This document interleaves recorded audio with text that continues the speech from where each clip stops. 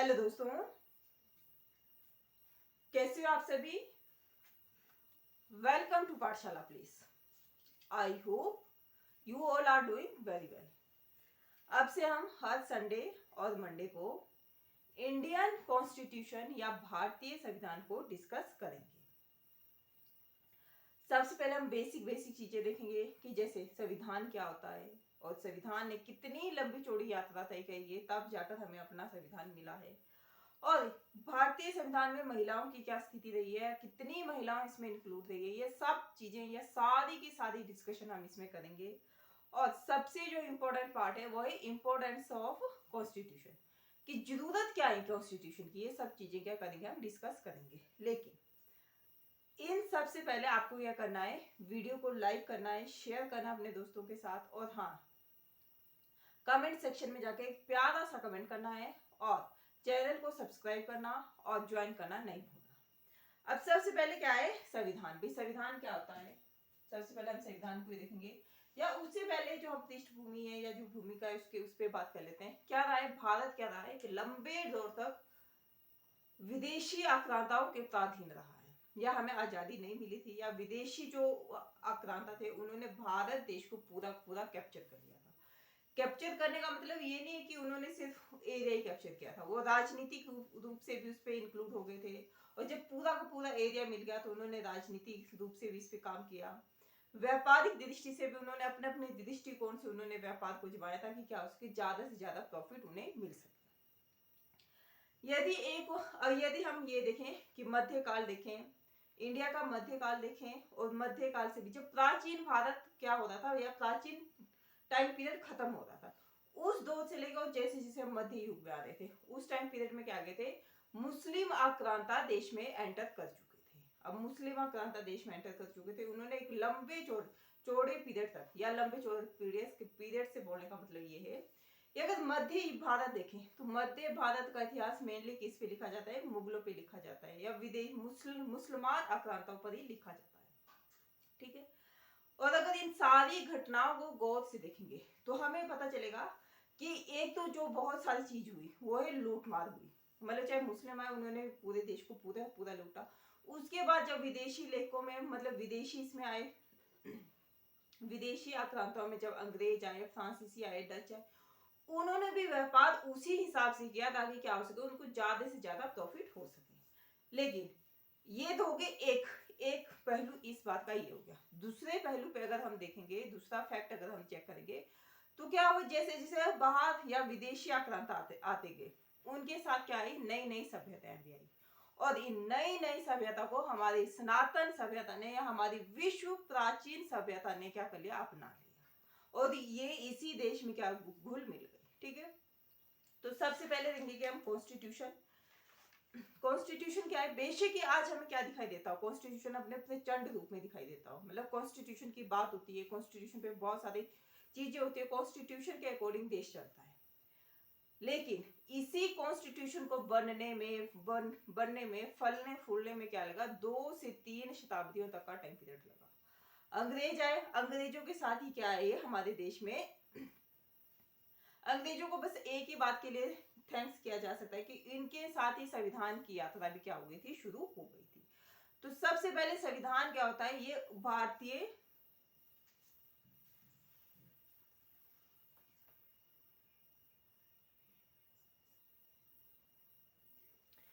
वहीं अगर संविधान की बात की जाए तो क्या ये नियमों और उपनियमों का लिखित दस्तावेज है। मतलब संविधान में क्या होते हैं, बहुत सारे रूल्स होते हैं, नियम होते हैं, कानून होते हैं, इसका और उपनियमों का लिखित दस्तावेज है।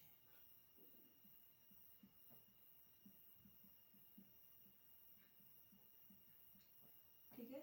फिर सेकेंड पॉइंट जो है, इससे क्या होता है, इससे हमें पता चलता है कि सरकार का संचालन कैसे करना है या गवर्नमेंट कैसे बनेगी। सरकार के संचालन के लिए ये हमें भूमिका बांधता है, सरकार का संचालन।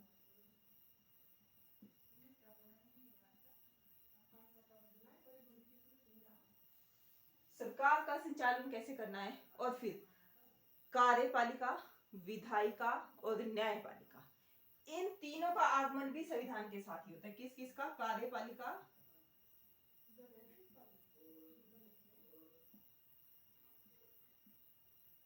न्यायपालिका और विधायिका।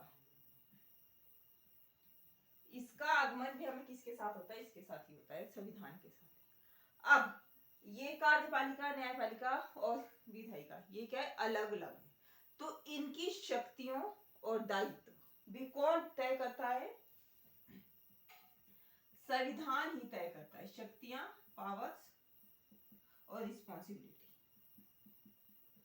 और दायित्व भी यही तय करता है।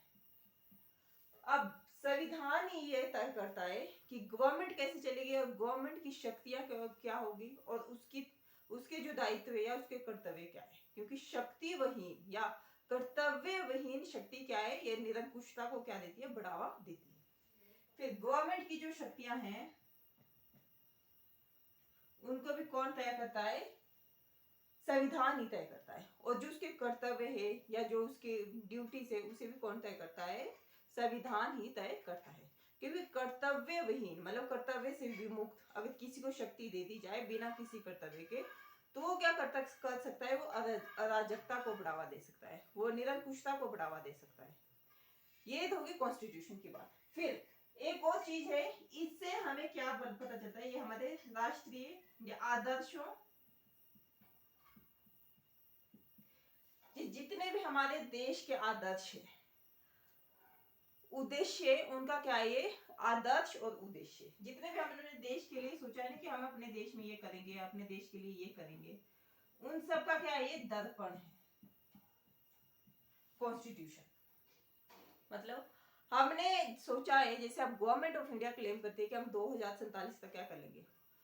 पूरा पूरा विकसित राष्ट्र घोषित मतलब विकसित राष्ट्र की श्रेणी में अपने देश को खड़ा कर देंगे। लेकिन तो ये जो जितने भी हमारे आदर्श है, जितने भी मतलब इससे क्या अगर विकसित होगा तो पॉवर्टी तो नहीं होगी, सब लोग क्या होंगे? एजुकेटेड होंगे।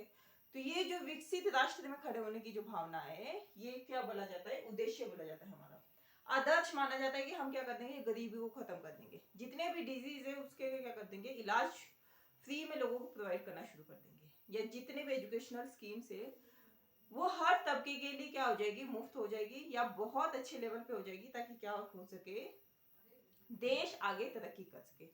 जितने भी हमारी भावना है ना कि हम अपने देश के लिए ऐसा करेंगे, वैसा करेंगे या ऐसी स्कीम्स लेके आएंगे, तो उन्हें क्या बोला जाता है? उद्देश्य बोला जाता है, आदर्श बोला जाता है। और ये संविधान जो होता है इन्हीं उद्देश्य और आदर्शों का क्या होता है? दर्पण होता है। तो आज के लिए क्या है? आज के लिए इतना ही है। अगर आपको वीडियो अच्छी लगे तो प्लीज वीडियो को लाइक करें, शेयर करें, कमेंट करें एंड हाँ, चैनल को सब्सक्राइब करना और ज्वाइन करना ना भूलें। Thank you.